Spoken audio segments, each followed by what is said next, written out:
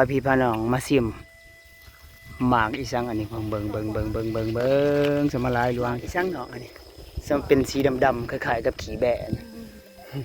พามากินหมากใหม่คล้ายๆกับขี้แบะโอ้หมากวาบ่นี่หมากวาน้องก็คือบ่ไปเฮ็ดเวียกทางประเทศฝั่งไทยบ่มีเงินอยากไปอยู่บ่อยากไปเนาะบ่มีเงินเลยอยู่นี่แหละอยู่บ้านนี่แหละ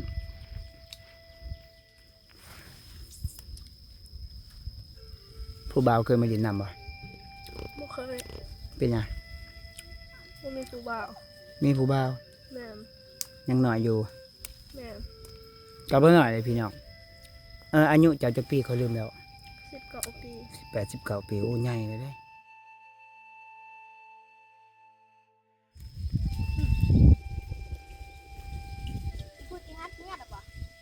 ยังอยู่ชนบทจะประสักคือเขา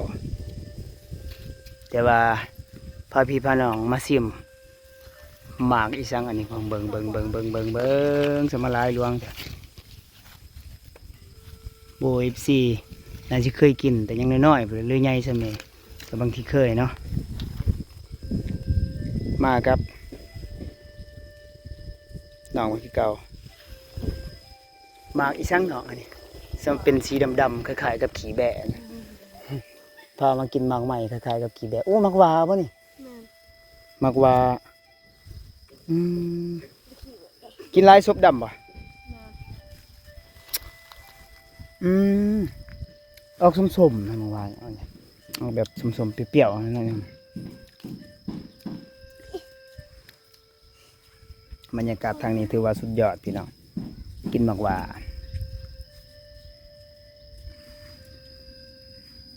แซ่บเนาะหมากใหม่แบบบริสุทธิ์ธรรมชาติตัวนี้แบบคือบ่อยากหวานปานใดมันมีกกหวานกกบ่บ่มากเรียกว่ารสชาติเดียวกันเลยกกหวานกกบ่นี่เบิ่งมันแบบกำลังสิเริ่มสุกอะไรยังเป็นสีแดงๆอยู่นี่เบิ่งนี่โอ้ต่ำๆสบายเลยเนี่ยคักอีหลีสุดยอดอีหลีบ้านเจ้ามวน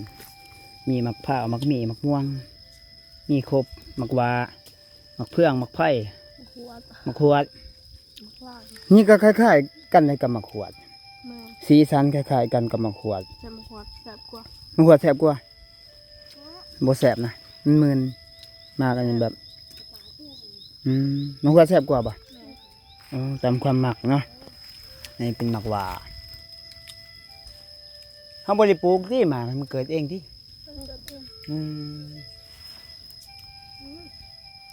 หากบ่เห็นนกมากินเนาะ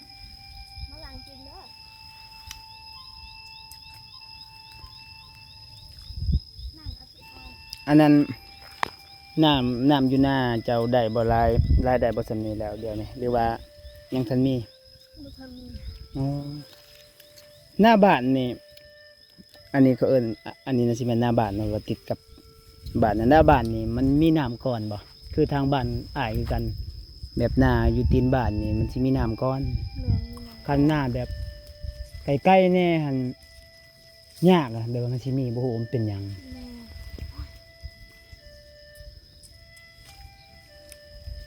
บ้านจะมีวัดเลยเนาะอยู่ใส่วัดไกลบ่เพราะวัดอยู่บ่มื้อหน้าสิให้น้องนี่พาไปบินอยู่วัดแล้วก็เฮาสิบินโดนเบิ่งบ้านเพิ่นบางทีบินข้ามไปทางฝั่งไทยทางอุบล ถ้าโดนสิฮอดโอ้คือลายแต่ว่าเป็นผัวทุกคนมากว่า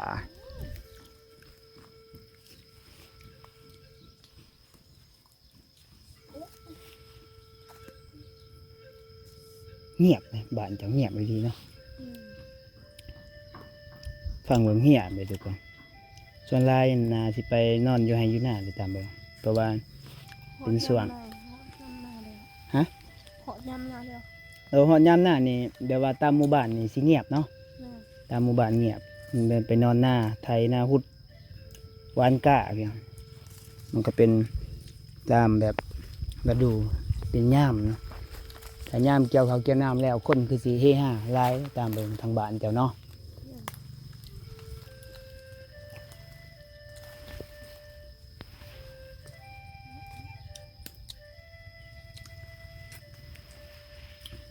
น้องก็คือบ่ไปเฮ็ดเวียกทางประเทศฝั่งไทย บ่มีเงิน อยากไปอยู่บ่ อยากไป อยากไปเนาะบ่มีเงินเลยอยู่นี่แหละอยู่บ้านนี่แหละจากบ้านน้องเพิ่นนี่บ่ได้ใกล้เด้ไปฝั่งไทยไปทางอุบลใกล้ๆเด้ประมาณบ่ฮอดหลัก100กิโล7-80กิโลนี่พี่น้องจากบ้านน้องเพิ่นนี่แต่ประสักบ่ได้ใกล้คันจากบ้านเบาเล่นี่ไกล200-300พุ่นแหละจึงสิฮอดอันนี้มันอยู่ใกล้ๆกับทางฝั่งไทยแน่เลยเพราะติดกับทางสารวัตรเนาะไปทางนี้ก็ไปเมืองคงเสโดนขึ้นไปทางเวียงเลยใกล้ๆกับทางฝั่งไทยอยู่บ้านเราเลย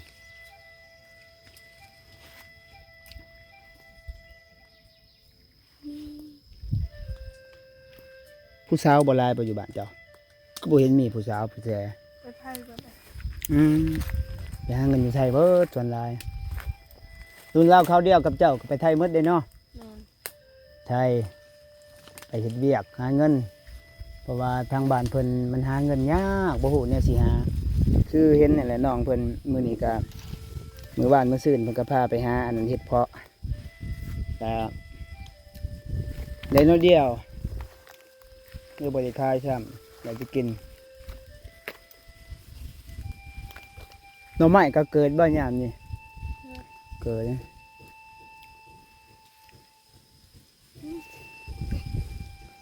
เสียบหลายกินไปเรื่อยๆมันซบดำแล้วอ่ะมาให้พี่เบิ่งคล้ายๆกับมังขวดเลยบ่แม่นบ่คือเนาะมังขวดน้อยกว่าบ่ ใจกลัว มังขวดใหญ่กว่าแต่ว่าสีสันคล้ายกันอ่ะให้เจ้าคืน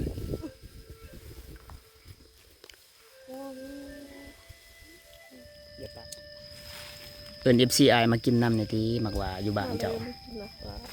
บ้านก็บ่ไกลเนาะ แม่น สำหรับเจ้าคือสิไกลเนาะไกลเด้เนาะใกล้เลยพี่น้องโอ้ลมมันหล่นลงมาเราเดินทางมากก็ใกล้เติบมาเรียนอยู่ทางนี้ก็เลยพอเพิ่นมีเวลาไปหาลินทักบ้านไหนเด้อสิพาไปเก็บหมากกาแฟเคยไปเก็บบ่ เคย เคยบ่ แม่น ไปรับจ้างนี่ บ่ ไปเก็บเนี่ยเลย ไปเก็บน้ำปลา โอ้ป่าจะเป็นสวนกาแฟ แม่น อยู่ทางปากซองบ่หรือว่าทางสวนกาแฟส่วนไรมันจะอยู่ปากซองแล้วก็ ปลา เมืองแล้วก็เมืองท่าแตงเมืองบ้านเบาเล่แหละเมืองท่าแตงกับเมืองปากซองมีกาแฟเขตนี้มันบ่มีมันฮอดเนาะปลูกบ่เกิดปลูกแต่เขาได้ทางบ้านเพิ่นโอ้เจ้าก็เคยไปเก็บเนาะสิ้นอยู่ติ ขึ้น มีบ่ถากเขตนั้นเขตบ้านข่อยไล่เด้ถาก บ่มี เอ้าบ่มีถากแบบฝนบ่ดีบ่จักฝนบ่สุดตก เพิ่งสิพี่กับบ่ยาก บ่ย่านถากอีกสิ้นน่ะบ่ แม่น โอ้เพิ่นบ่ย่านถากปิ้งได้เจ้าย่านฮะ บ่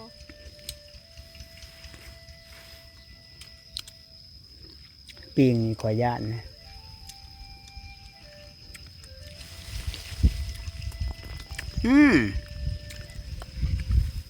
ผู้บ่าวโยนลงมาให้ หล่นลงมาเองเนาะ แม่น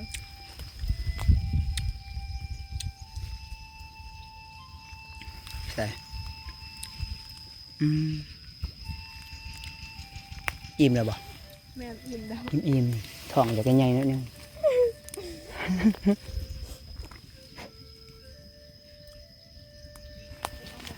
FC ทางฝั่งไทยเพิ่นคอมเมนต์มาว่า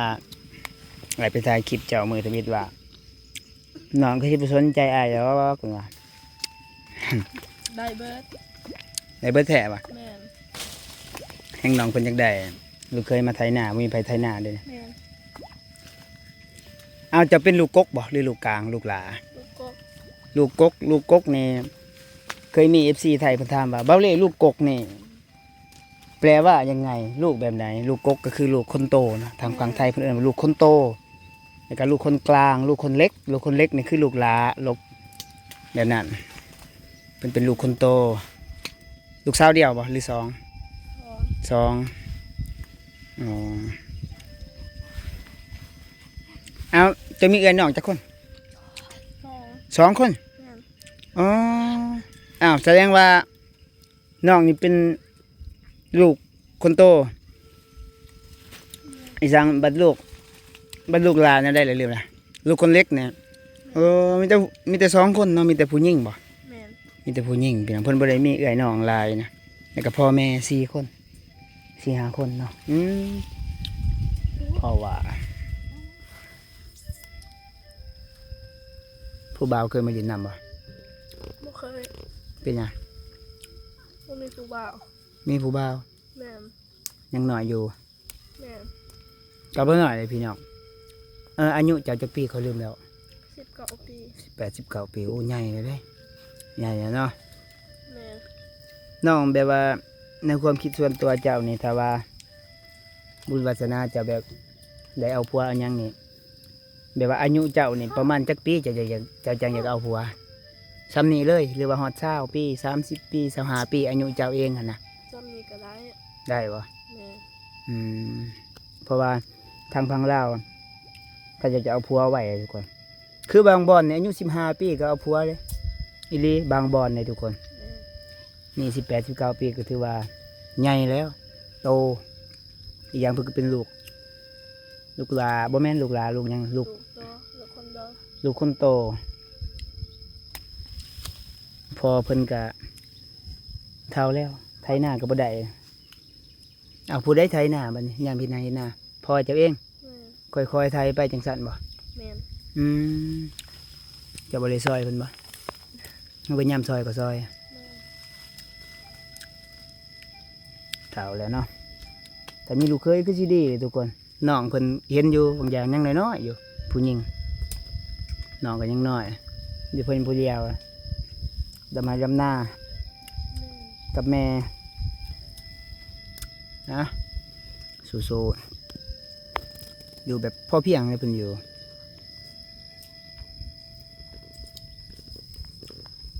ทางบ้านเพิ่นมันดีอย่างหนึ่งห่านแบบไปกินเหล้ากินเบียร์เนี่ยบ่มีเลยมิดเงียบฟังแต่เสียงนึงออกนึงอีจักจอกจักจันไปอยู่ตามหายตามนาเงียบสบายนี่ก็มานั่งกินหมากหวา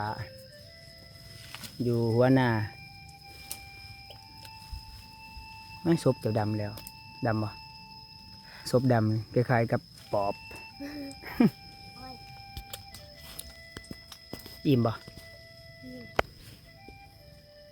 อิ่มเนาะเมื่อไปเมื่อบ่โอ้หมากหวาหล่นหมากหวาหล่นลายเลยเมื่อบ่เมื่อเนาะไปเมื่อทุกคนมื้อนี้ก็บ่มีหยังหลายเนาะเอาก็มาถ่ายคลิปมานั่งกินหมากหวาซื่อๆกับน้องเพิ่นบางที FC อยากมากินน้ำนะก็มาได้เนาะ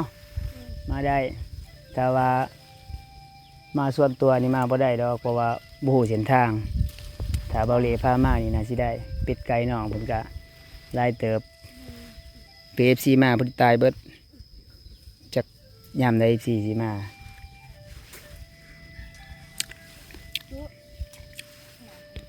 ไปแบบนี้เอาบายบาย FC แน่บายบายสบายบายบายไปเมื่อทุกคนขอย่างเด้อตกขนาเลยตกขนาเดียวดำนาบ่ได้ยังบ่มีคนดำนาซ้ำเพิ่งลงสีงามงามเขาก็บรรยากาศเลยเนาะบรรยากาศท้องฟ้าแบบ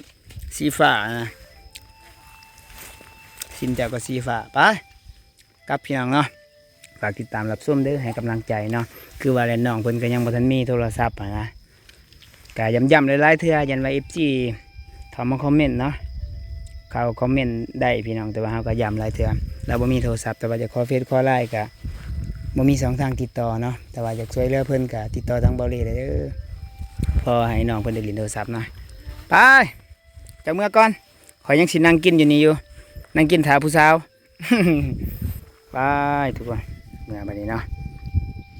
ต้นเพิ่นอยู่นี่พามากินหมกหวัดอยู่ปลายหน้ากับน้องเพิ่น